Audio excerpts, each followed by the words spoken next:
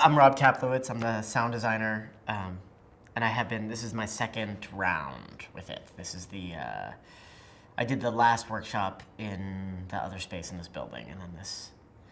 I guess this is our first production, maybe. But I'm not quite sure how I got involved. To be frank, Roy Gabay called me. My instinct is this. I won a little award, a nice little award, about 4 weeks before they started looking for a staff for the workshop.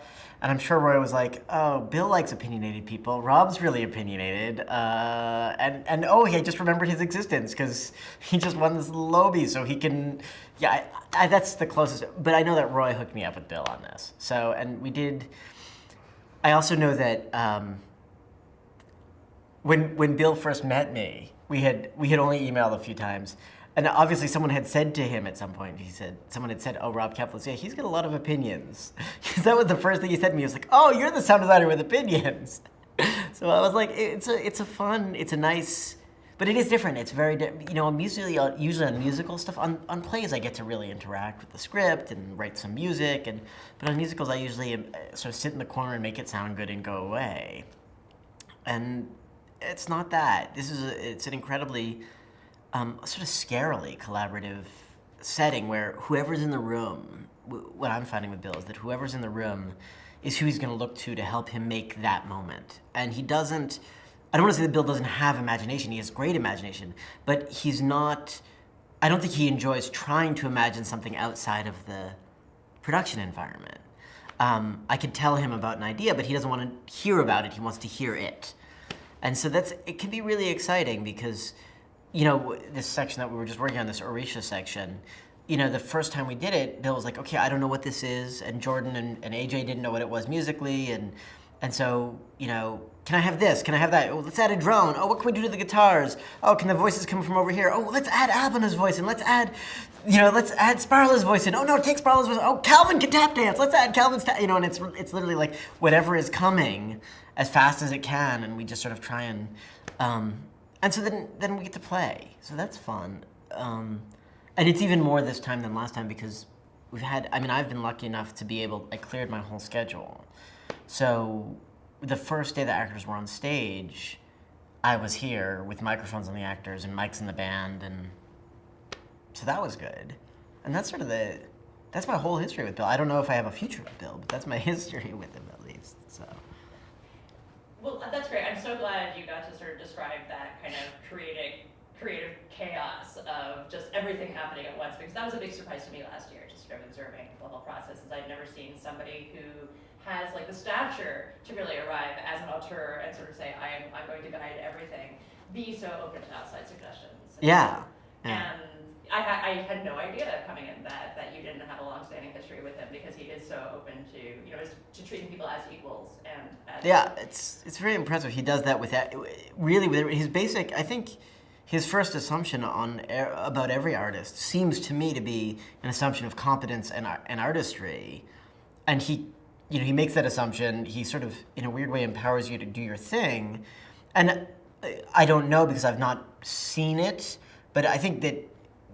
I'm sure that there is a wall where he goes, okay, you don't actually have what I need you to have, and he stops asking for things from you. I've been lucky enough and had the tools and the time to be able to actually give him what he wants, so it's fun. I've never collaborated so much, so creatively, so quickly, and so changingly. So with so much, I don't have that language. But and it'll be like we'll work on something for an hour, and then I'll go, I don't like that idea, and literally like an entirely new idea will come out from the back pocket, and suddenly, instead of someone flying, someone's crawling, and instead of and it's really it's exciting, and it's very. It's also different from other dance stuff that I've done, because when I've written music for dance, it often ends up being so much about. These are the beats I need. What can you do for me?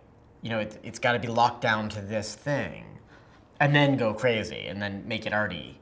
And I go away and make it arty and bring it back, and they say we like it, we don't. Whereas with Bill, he's not even locked to the beats. He wants, this is the event I want to have happen, the music can change, the sound can change, the performers can change. You can even, you know what I mean? Suddenly I've got someone else playing a part that I didn't, you know, so it's interesting and crazy and fun and exciting. So what can you tell me that's positive? If I'll give you a little hint as to what this is going to be used for. A lot of this is going to be used as sort of an interview on the website, kind of to get people excited about the show. So from your vantage point, what makes Fela an exciting production? Oh, it's for me, it's the music and the singers. The dancing is almost better than I can understand. I mean, I know that there are moments, the dancing in Zombie, for example, I stop and I look at that number and I'm in awe, but I don't even know how to take that in. I just know how to experience it.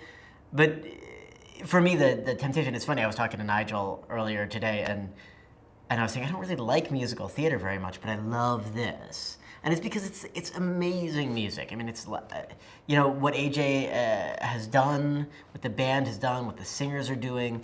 It's also different. I mean, it's a little scary. Some of it's scary, which is really exciting. We're really using African vocal technique, you know, stuff that Fela used. So suddenly the women sound like, you know, they found that high rear hollow register that you know, the first time you hear it, I remember the first time I heard it last workshop, I started trying to figure out who was doing it and turn them down, you know? And then I realized that was like, that's great, that's what we want. And so then it's about finding a way to retune my ear, and that's sort of been really exciting, is to say, okay, this is what I know, this is sort of my soft, easy American life ear, where everything is smoothed out. And in American music, I mean, you can see it in pop all the time with they use all sorts of technology, they really hyper compress everything, so there's no dynamic, and with this music, it's insanely dynamic. I mean, it's wonderfully, beautifully dynamic. Yoshi on the drums, I've never heard a drummer who has more dynamic control. He can actually, that shakeré is an instrument that you've never heard quiet in the world, but he can actually play that quietly. You know, so you've got a great dynamic range from the band. You've got an incredible dynamic range from especially our lead vocalists this time around are so spectacular. And so we get to hear this kind of music that we'd never hear anywhere else, and that is it's almost too challenging for a lot of basic American audiences. And I'm excited. I mean, I'm hopeful and thrilled that we're going to introduce it, and we're introducing it in a way that's so exciting, and the music, it's also so powerful that I think it'll help open all of these brains. You know, people who've always known and loved Fela and Afrobeat, it's just an incredible experience. But for people who've never even experienced it, it's gonna, I think, at least for me, it changed the way I listen. So, I love that.